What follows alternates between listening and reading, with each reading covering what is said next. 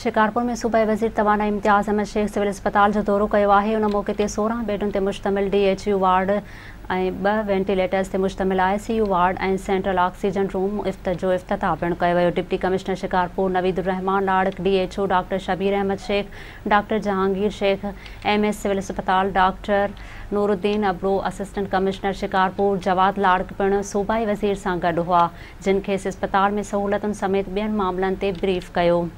मुख़्तलिफ़ वार्डनि जे दौरे दौरान सूबाई वज़ीर इम्तियाज़ अहमद शेख DHO ऐं MS सिविल अस्पताल सां ॻाल्हाईंदे चयो आहे त तव्हांजी असुल कामयाबी तॾहिं आहे जॾहिं तव्हां एमरजेंसी केसनि खे सही नमूने सां मुंहुं ॾेई सघो। हुननि चयो आहे त रूटीन जी बीमारीअ जा केस हल थी वेंदा आहिनि, पर असल शिकायत एमरजेंसी केसनि खे सही नमूने सां मुंहुं न ॾेई सघणु सबबु थींदी आहे। एमरजेंसी केसनि खे लाड़काणे या सखर रिफ़र करण बजाए हिते इलाज कयो वञे त पोइ हिन अस्पताल जो इमेज वधीक बहितर थींदो। सूबाई वज़ीर चयो आहे त PCR machine, MRI, ultrasound machine, ambulance जी डिमांड ठाहे ॾिनी वञे त हू हेल्थ खाते खां उन्हनि मशीनुनि जी मंज़ूरी वठी ॾींदो। डॉक्टरनि जी खोट पूरी करण लाइ बि क़दम खणिबा।